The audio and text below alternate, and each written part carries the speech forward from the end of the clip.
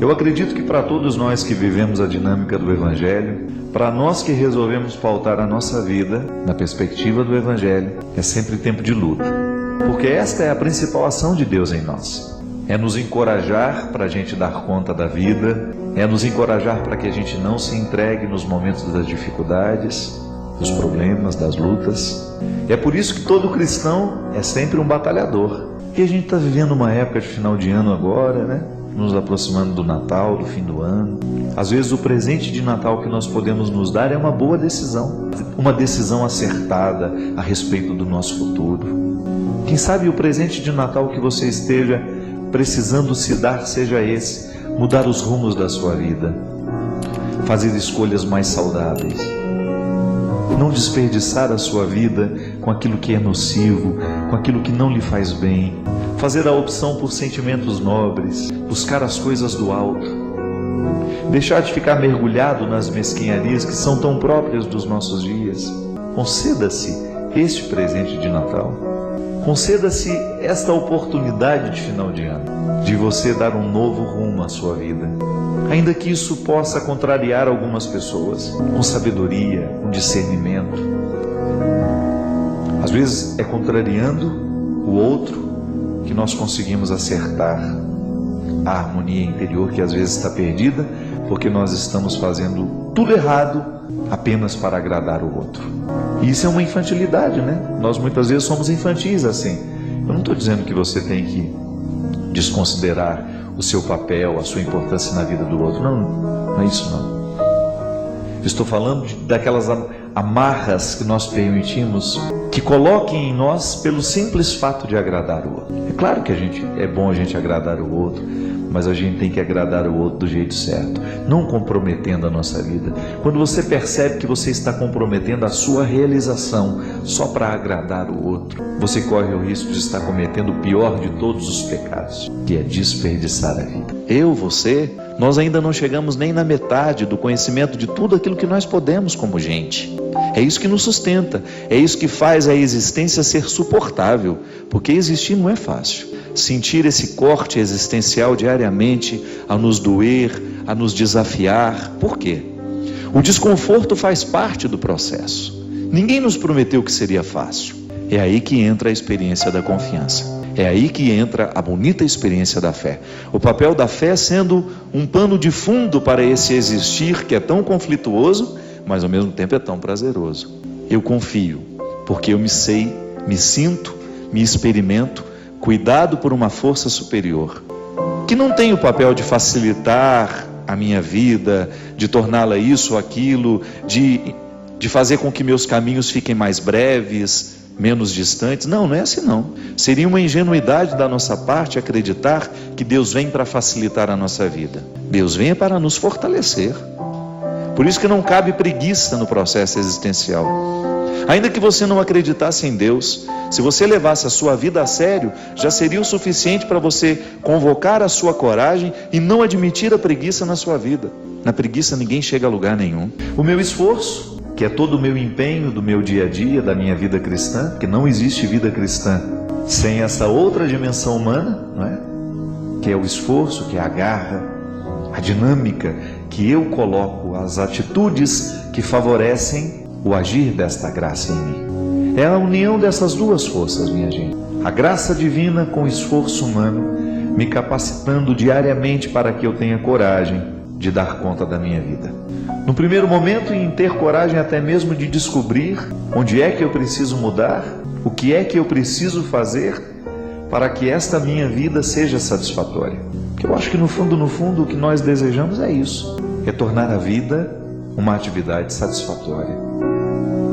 É extrair este sabor diariamente deste dom que nós recebemos. Essa vida é curta demais para você perdê-la com seus dissabores, para você desperdiçá-la com sentimentos que não são nobres, mesquinhos. Joga uma água sobre esse terreno árido para que você volte a acreditar nos recursos que Deus lhe deu. Deus cuida de você à medida que você recruta os dons que Ele colocou na sua história. Não esqueça mais disso. Fé é isso. Fé é você acreditar que uma riqueza interior lhe foi dada e que a partir do momento que você recebe essa riqueza, você é convidado a cultivá-la. Por isso que não é uma via de uma mão única, são duas. Deus me concedendo e eu trabalhando sobre aquilo que Ele me concedeu. Aí, minha gente, ninguém segura a gente. Ninguém segura um ser humano que está vivendo a dinâmica da fé. Essa fé que nos vem do céu e que mexe na terra da nossa história.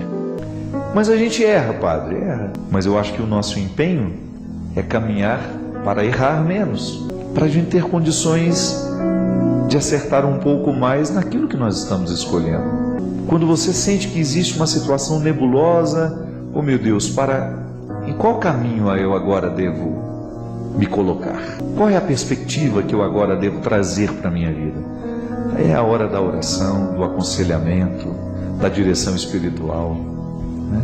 Da partilha, com aquelas pessoas que nos amam de verdade, com os amigos que realmente conhecem o nosso coração. E a partir desta análise que fazemos juntos, a gente vai descobrindo qual é o propósito de Deus para nós. Mas este sinalizador, minha gente, precisa estar presente o tempo todo, da mesma maneira como um cais é sinalizado de maneira iluminada para que os navios o encontrem. Da mesma maneira, quando nós precisamos pousar de madrugada num aeroporto, você vê de longe as luzinhas da pista, sinalizando de que ali existe um porto seguro para você chegar.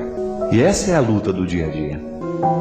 Aí você identifica que não somos todos iguais. Eu cá estou vivendo os meus conflitos, os meus desafios para poder permanecer em pé, para continuar acreditando como eu acredito, mas eu preciso recrutar diariamente os meus recursos humanos, olhando para eles como dons divinos que me fazem prosseguir no caminho, para não desistir, para não perder o amor pela vida, para não perder o elan vital. É assim? É assim que faz. Não é nenhuma resposta mágica, não é nenhuma receita mágica.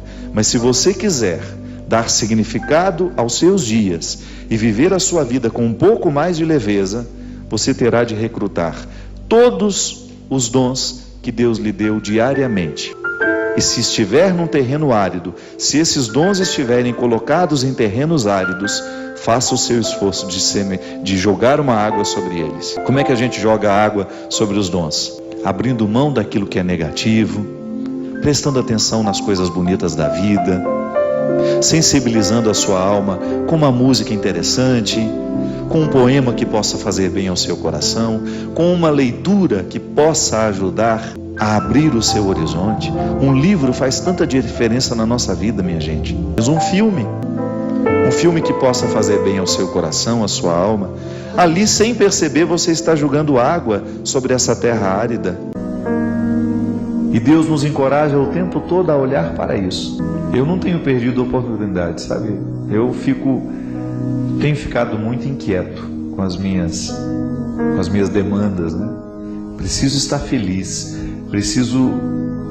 E ser feliz consiste em ter a totalidade. Não significa ser um bobo alegre, não. Significa estar satisfeito com tudo aquilo que é até sofrimento na minha vida. Porque o único sofrimento, o único sacrifício que realmente Deus quer para nós é aquele que nos coloca no caminho certo. Você olha lá para o trabalho que você exerce, você sabe que lá tem sacrifício. Mas este sacrifício, exercer essa profissão que você escolheu, estar neste local de trabalho que você escolheu, viver esse sacrifício do dia a dia, só tem sentido se você identifica que Ele está te realizando como pessoa. Porque não existe realização humana sem sacrifício. E aí você vai na raiz do termo, né? Sacrifício é você tornar algo sagrado. Mas a gente não torna algo sagrado apenas com coisas boas, não. É preciso uma parcela de sofrimento e de dor em tudo aquilo que nós fazemos, não é? Mas precisa valer a pena. Porque se o sacrifício, ele nos infelicita somente se ele não traz aquela satisfação de você estar no caminho certo, então ele é um sinalizador de que alguma coisa precisa mudar. Porque você não tem o direito de comprometer a sua existência, porque ela é um dom, ela lhe foi dada por Deus e você é apenas um administrador de tudo isso. Por isso que acreditar de maneira madura em Deus é você convocar diariamente os seus recursos, acreditando que esses recursos têm uma origem divina. Foi Deus que me deu. É Deus que me dá a fé, é Deus que me dá a coragem, é Deus que me dá a disposição, é Deus que me dá a alegria. E você pode enumerar todos os elementos que fazem a vida da gente ser mais interessante, valer a pena. Só que aí você coloca uma origem sagrada em tudo isso. Então a minha coragem não nasce de mim, ela pode até brotar em mim, mas ela tem uma outra origem, ela vem de Deus. Está vendo a diferença? Como a preposição, a teologia mora nas preposições? É de Deus em mim, é uma força de Deus em mim. Até quando eu vou perdoar alguém, se eu já estou arrependido, é porque a graça de Deus já me fez reconhecer o meu erro. Eu por mim mesmo, minha gente, marcado pelo pecado como sou, você, marcado pelo pecado como você teria uma dificuldade imensa de reconhecer por você mesmo que você errou, que você pecou. Às vezes nós vamos ficando entristecidos, nós vamos ficando rudes, como se houvesse um rancor, não é verdade? Às vezes a gente encontra pessoas tão rancorosas, vivem a partir do rancor, se movimentam a partir do rancor, falam a partir do rancor. O rancor é aquele eixo giratório que faz com que aquela pessoa seja quem ela é. Tem que quebrar isso. Joga uma aguinha ali, joga uma sensibilidade naquele momento, naquele lugar, para que o rancor não continue prevalecendo, para que o rancor não continue falando mais alto. Porque às vezes, minha gente, nós corremos o risco de desperdiçar o nosso sangue, de desperdiçar a nossa energia nos lugares errados, nas situações erradas. Quanta infelicidade vem sobre nós quando nós estamos nos lugares errados, fazendo o que é errado. Muitas pessoas se perdem, muitas pessoas morrem assim, é lamentável, né? Porque falta coragem de se colocar para a batalha que precisamos vencer. É assim que a gente dá conta da vida, à medida em que nós articulamos e convocamos os nossos dons, as nossas possibilidades e colocamos tudo isso a nosso favor, porque ninguém gosta de sentir-se inútil. Até gosto da palavra inutilidade num determinado momento da nossa vida, né? Quando chegar a velhice e você tiver o direito de desprender-se de todas as suas utilidades, restando apenas o seu significado como pessoa. Não é nenhum problema. Eu não ofendo a velhice ao dizer que a inutilidade faz parte dela, porque entra o significado. É natural que eu vá perdendo as minhas habilidades, é natural que eu vá perdendo as minhas destrezas com o tempo e depois não consiga fazer muita coisa, mas o meu significado me sustenta. Mas enquanto eu estou com a possibilidade de realizar muitas coisas, as possibilidades são muitas. Um ser humano nunca esgota todas as suas possibilidades, tamanha a riqueza que ele recebeu. Ninguém pode segurar um ser humano que sabe administrar bem a si mesmo. Talvez esse seja o nosso maior empenho. O resultado da fé em nós é quando nós reconhecemos que Deus cuida de nós, em nunca nos negar os instrumentos para a nossa alegria, para a nossa felicidade, mesmo quando os tempos são ruins, mesmo quando a vida parece ser cruel. O resultado da fé ali é a gente permanecer em pé, mesmo quando tudo parece ruir ao nosso lado. E sem luta, minha gente, sem oração, sem reflexão, a gente não chega a essas respostas. Nós somos muito complexos. A experiência humana nos mostra isso, né? O ser humano é muito complexo. Nós somos depósito de sonhos, de ansiedades, de desejos, de possibilidades, de limites. Você é um conjunto de mistério, né? Mas você precisa viver essa vocação diária de ir investigando esses mistérios para que pelo menos um pouco deles você possa desvendar e a partir daquilo que se desvenda ter condições de descobrir o seu lugar no mundo. Porque o nosso lugar no mundo é Ele, é em busca dele, é para isso que nós vivemos, encontrar o nosso lugar no mundo. Porque o lugar do mundo que deve ser nosso é aquele que nos coloca ao redor das pessoas que nos dão sentido. O lugar do mundo que nos pertence e que realmente Deus nos projetou para estarmos lá, às vezes nós precisamos passar uma vida inteira procurando, né? Todo mundo vai ter que descobrir isso, vai ter que descobrir como é, como é que está sendo e em que lugar do mundo está, o que está fazendo da vida que recebeu, o que está fazendo da vida que ganhou, o que vamos fazer do dia de amanhã. É uma boa pergunta. Posso olhar para o dia de hoje, identificar o que fiz de errado hoje e quem sabe me propor uma manhã um pouco mais interessante do que foi o dia de hoje. É isso, minha gente, que traz o elan vital. O que é o elan vital? É essa amarra invisível que dá sentido àquilo que a gente faz, que traz alegria aos nossos olhos, que traz esperança ao nosso coração, que injeta sangue corajoso nas nossas veias, para que a gente nunca pare de lutar. Não pare de lutar. Não deixe de buscar no dia a dia, a partir da consciência, que é o lugar onde eu ajo. É Deus dizendo para mim isso. Deus fala através da minha consciência. A minha consciência me indica o que é certo e o que é errado. E quanto menos pecado eu tiver, maior será a minha capacidade de compreender o certo e o errado. Quanto mais honesto eu for, maior será a capacidade que a minha consciência vai ter de me colocar a palavra de Deus ou a verdade de Deus para a minha vida. Não entorpeça a sua consciência. Não seja um homem relapso, não seja um padre relativo, né? Não relativize o que eu quero para você. Coloque o seu coração no lugar certo. Empenhe-se no projeto que realmente vai fazer frutos para a sua missão. Ninguém pode segurar um ser humano que administra bem as possibilidades que tem.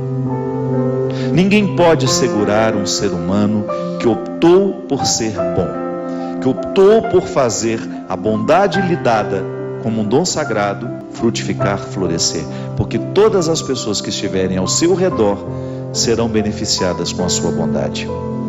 E é muito gratificante. É um fruto da fé em nós, quando nós identificamos os frutos, né? Os outros frutos. Já é um fruto anterior.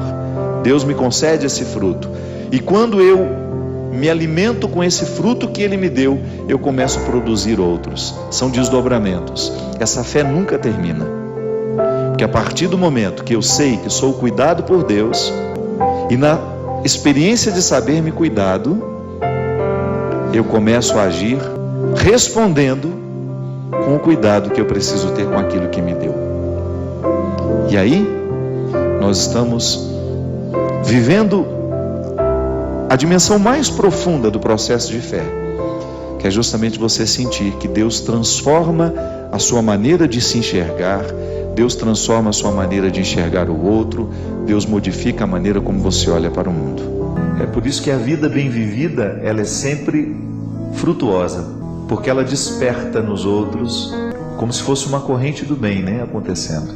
Porque a pessoa que está satisfeita com a vida que está levando, ela é naturalmente generosa, ela é naturalmente solidária, ela se partilha, ela se dá, ela se entrega. E o outro acaba contagiado por essa vida que está sendo satisfatória. O contrário também é verdade, né? Quando você tem uma pessoa insatisfeita consigo mesma, ela acaba provocando insatisfações. Ela acaba sendo um obstáculo para muitas outras pessoas. E é por isso que eu digo que nós precisamos ser muito honestos, né? Com a vida que nós estamos vivendo e com aquilo que nós estamos provocando no outro, no momento em que vivemos ao lado dele. O que a gente sabe é que às vezes os acontecimentos retiram a nossa inteireza e dão a gente um coração duro, então é natural. Você não pode se sentir pior por ter esse coração duro. Agora, você pode sentir-se motivado a permitir que todos esses recursos que nos chegam pela graça de Deus, a alegria, a esperança, que são coisas que moram dentro de você e que às vezes ficam soterradas por causa dos fatos. E o que acontece para a gente? O que a gente pode fazer para recrutar isso de volta? É igual uma semente que está numa terra árida. Precisamos aguar, precisamos cultivar. Aí é a hora dos amigos, das pessoas que estão ao redor, do padre, do pastor, do monge, daquela pessoa que a gente sabe que é espiritualizada, que pode até não pertencer a nenhuma religião, mas tem uma presença de Deus tão grande no coração que uma palavra que diz faz diferença para quem escuta. E é por isso que eu gosto de dizer sempre que não há cristianismo sem reflexão. A oração e a reflexão são dois os sustentos, né? São os dois pilares da nossa vida cristã. Eu preciso rezar e eu preciso refletir. E preciso agir depois num terceiro momento. E descobrir essa vontade de Deus na nossa vida É preciso investigação, né? É preciso descobrir quem eu sou, quais são as minhas aptidões, aonde é que a minha alma se sente confortável. Você já imaginou se eu estivesse me obrigando a ser padre? Que desconforto horroroso que eu iria viver, né? Não. Eu tenho muitos defeitos, você sabe disso, já falei, falo deles o tempo todo, mas a minha experiência está valendo a pena, porque eu me sinto confortável sendo quem eu sou. E os desconfortos que eu identifico nunca estão diretamente ligadas ao essencial daquilo que eu sou. Não. Eu não conflituo mais o fato de ser padre, de fazer o que eu faço, mas eu ainda me conflituo de fazer como faço. Mas pode ser que existam algumas pessoas que estejam num nível de conflito ainda mais profundo. Não estão conflituando como fazem, mas o que fazem, o que escolheram para si. Eu, na minha experiência de fé, sei que Deus cuida de mim, me supre de todas as minhas necessidades como pessoa. Por quê? Porque Ele é a origem de todos os meus dons. É como se Ele fosse um grande presente que eu recebi, que é tão grande, que não cabe dentro de nenhuma gaiola, de nenhuma caixa. Então eu vivo para desvendar o presente que Deus me dá diariamente através da minha vida. Você é assim. Você se recebeu de Deus. Ainda que você tenha todo o código genético da sua mãe, do seu pai, você tem uma herança genética, tudo isso lhe foi dado por Deus. É bonito a gente confiar nessa providência que antecede todo o movimento humano, porque aí você salvaguarda a graça de Deus e ao mesmo tempo não despreza o esforço humano, porque eu não fiz nenhum esforço para receber o que eu recebi, mas por outro lado, eu fiz esforços para que eu pudesse desenvolver aquilo que eu recebi. Não é assim na sua vida? De nada adianta Deus lhe dar um dom, lhe conceder uma vocação, isso é, um chamado, uma voz interior que conclama todos os seus recursos humanos, se você não se colocar a caminho na realização, ou até mesmo na identificação desses recursos que lhe foram dados. São esses recursos que nos sustentam existencialmente. Nós somos peregrinos neste mundo, né? E estamos juntos nessa peregrinação. Eu sou peregrino nessa vida, você é peregrino, temos dificuldades, temos lutas. Eu hoje estou vivo e hoje preciso arrancar deste estar vivo o sabor que me capacita para ter cada vez mais disposição para viver e fazer viver o que está ao meu redor. Porque é sempre assim, né? A gente nunca vive sozinho. Onde existe uma pessoa feliz, ali você pode ter certeza que ela vai fazer de tudo para provocar felicidade nos outros, até naturalmente. Ela vai despertar esse desejo de ser feliz no movimento natural, apenas sendo ela satisfeita com ela mesma, com a vida que está vivendo, ela vai provocar isso nos outros. Assim como fala o Evangelho, da luz que é acesa e é colocada sobre a mesa, para que possa servir para iluminar a vida dos outros também. E aí nós entendemos que a vela acesa sobre a mesa, ela facilita o caminho de quem passa por nós. Se eu me disponho a ser um homem realizado, e se me interpreto como uma vela acesa sobre a mesa do mundo, sobre este altar que é o mundo, eu vou facilitar a passagem daqueles que passarem por mim. Serei luz no caminho deles.